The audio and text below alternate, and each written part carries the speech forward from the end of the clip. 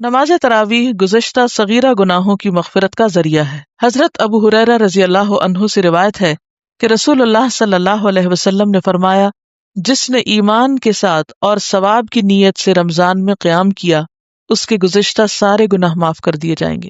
اسے بخاری نے روایت کیا ہے۔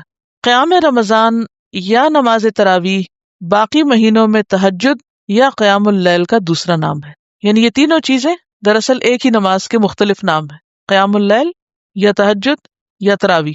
نماز تراویح یا تہجد کی مسنون رکعتیں 8 ہیں، لیکن غیر مسنون رکعتوں کی کوئی حد نہیں، جو جتنی چاہے پڑھے، اس لیے جھگڑے کی ضرورت نہیں۔ حضرت ابو سلمہ بن عبد الرحمن رضی اللہ عنہ نے حضرت عائشہ سے پوچھا، رسول اللہ صلی اللہ علیہ وسلم کی رمضان کی رات کی نماز کیسی ہوتی تھی؟ حضرت عائشہ نے جواب دیا، رسول اللہ صلی اللہ علیہ وسلم رمضان میں رات کی نماز یعنی تراویح یا غیر رمضان کی رات کی نماز 11 رکعتوں سے زیادہ نہ پڑھتے تھے۔ 4 رکعتیں پڑھتے اور ان کے طول اور حسن کا کیا کہنا، بہت طویل رکعتیں ہوتی اور بہت خوبصورت انداز میں، یعنی ہر چیز کا حق ادا کرتے ہوئے، پھر 4 رکعتیں پڑھتے جن کے طول اور حسن کا کیا کہنا، پھر 3 رکعت وتر ادا فرماتے۔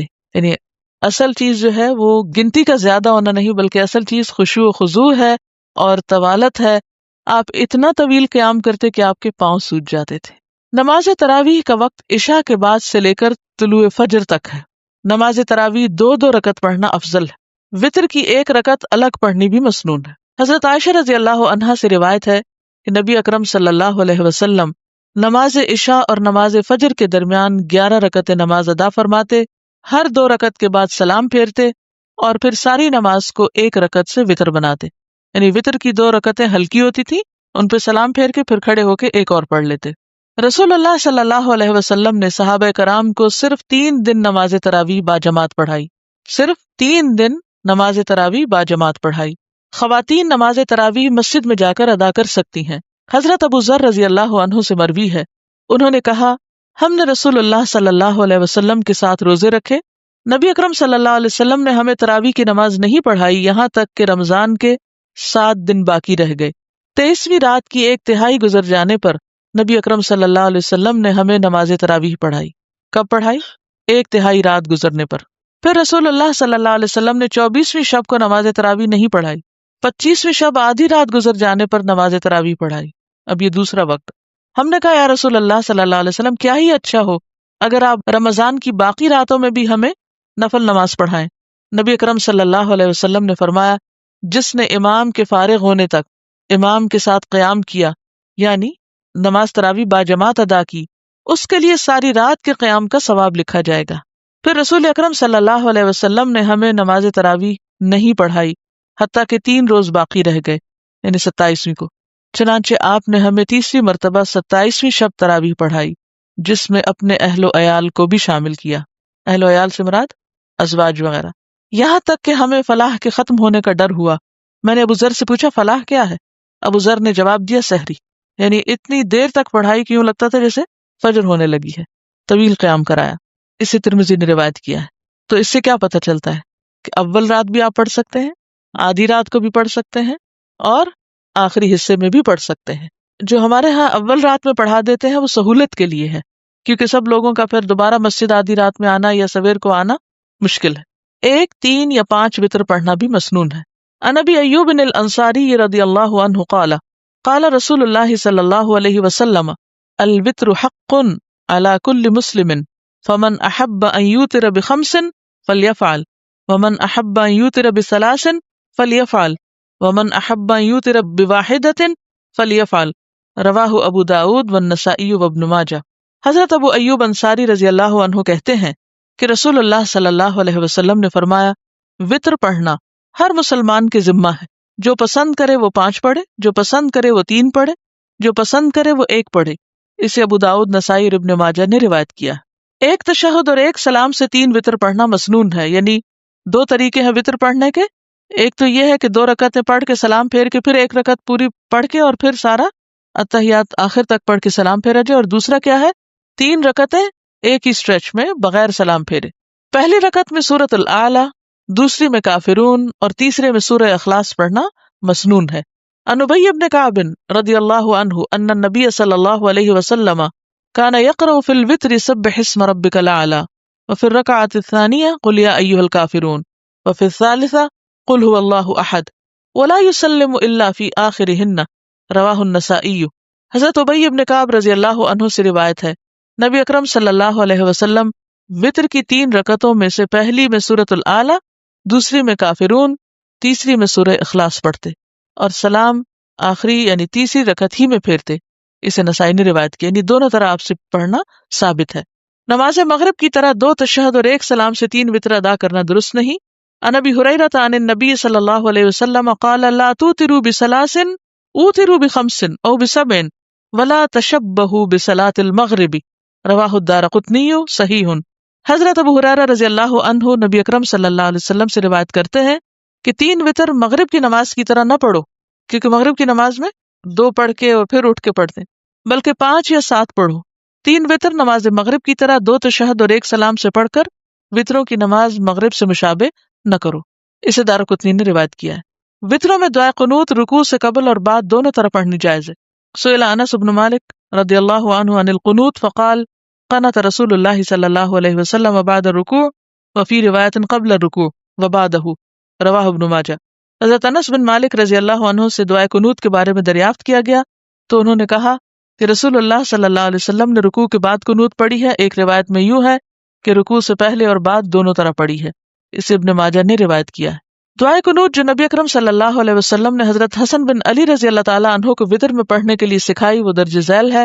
अनिल हसन इब्न अली रज़ियल्लाहु अन्हुमा क़ाला अल्लमनी रसूलुल्लाह सल्लल्लाहु अलैहि वसल्लम कलिमातिन अक़ूलुहुन्ना फ़िल क़ुनूतिल वित्री अल्लाहुम्मा अहदिनी फ़ीमन हदैत व आफ़िनी फ़ीमन आफ़ैत व तवल्लनी फ़ीमन तवल्लैत व बारिक ली फ़ीमा आतैत वक़िनी शर्र मा क़दैत फ़इन्नका तक़दी व ला युक़दा अलैक इन्नहु ला यज़िल्लु मन वालैत व ला यअज़्ज़ु मन आदैत तबारकत रब्बना व तआलैत रवाहु तिर्मिज़ी व अबू दाऊद व नसाई व इब्न माजा व दारिमी। हज़रत हसन बिन अली रज़ियल्लाहु अन्हु कहते हैं कि रसूलुल्लाह सल्लल्लाहु अलैहि वसल्लम ने मुझे वित्रों में पढ़ने के लिए ये दुआ क़ुनूत सिखाई। इलाही मुझे हिदायत दे और हिदायत याफ्ता लोगों में शामिल फरमा, मुझे आफियत दे और उन लोगों में शामिल फरमा जिन्हें तूने आफियत अता फरमाई, मुझे अपना दोस्त बनाकर उन लोगों में शामिल फरमा जिन्हें तूने अपना दोस्त बनाया। जो नेमतें तूने मुझे दी हैं उनमें बरकत अता फरमा, उस बुराई से मुझे महफूज रख जिसका तूने फैसला किया है। बिलाशुबा फैसला करने वाला तू ही है और तेरे खिलाफ फैसला नहीं किया जाता। जिसे तू दोस्त रखे वो कभी रुसवा नहीं होता और जिससे तू दुश्मनी रखे वो कभी इज्जत नहीं हासिल कर सकता। ऐ हमारे परवरदिगार, तेरी जात बड़ी बाबरकत और बुलंदो बाला है।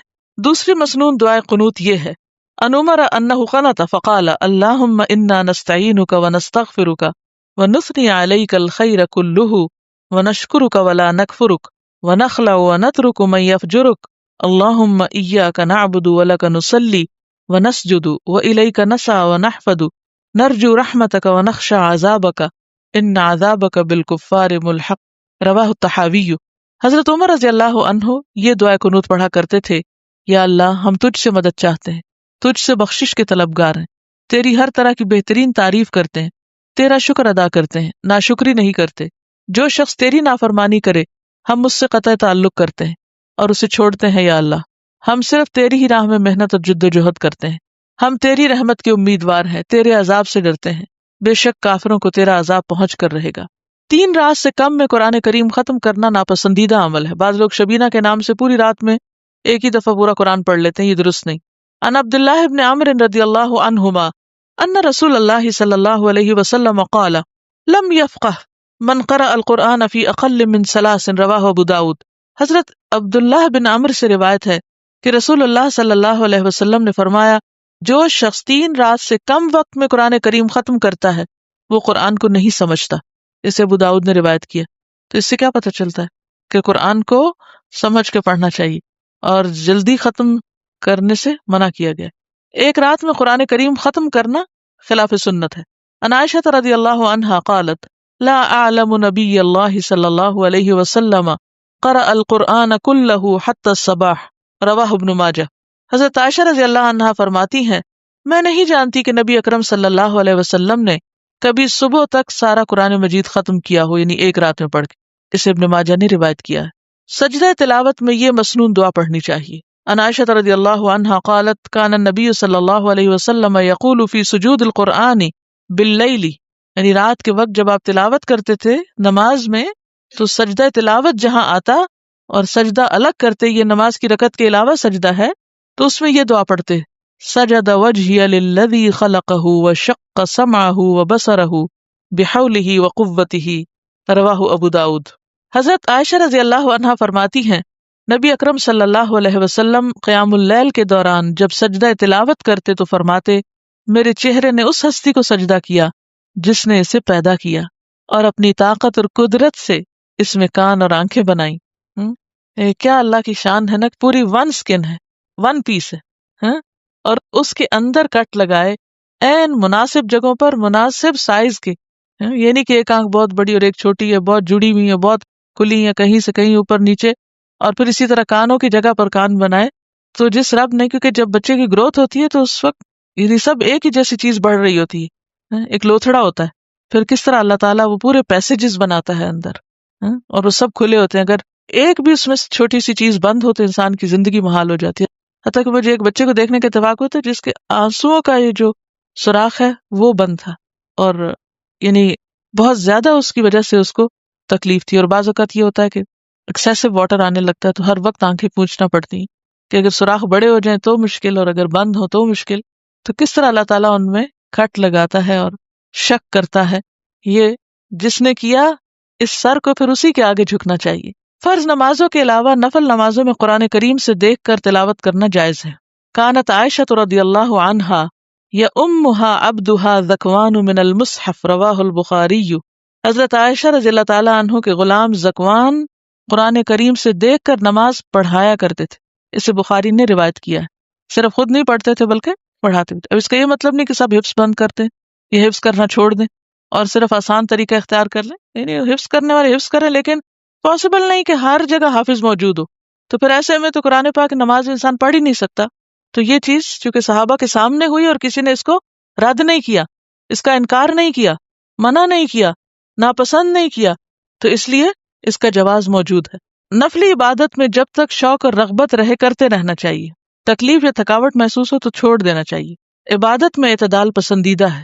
عن انس قال قال رسول اللہ صلی اللہ علیہ وسلم لیصلی احدکم نشاطہ فاذا فطر فلیقعد، متفق علیہ۔ حضرت انس رضی اللہ عنہ کہتے ہیں رسول اللہ صلی اللہ علیہ وسلم نے فرمایا نفل نماز اپنی طبیعت کی خوشی اور شوق کے مطابق پڑھو، جب طبیعت تھک جائے تو بیٹھ جاؤ، یعنی پھر بیٹھ کے بھی پڑھ سکتے ہیں یا پھر تھوڑا بریک بھی لے سکتے ہیں۔ اسے بخاری اور مسلم نے روایت کیا۔ آپ نے دیکھا ہوگا کہ شروع کے 1-2 دن مشکل ہوتے ہیں، پھر مزہ آنے لگتا ہے۔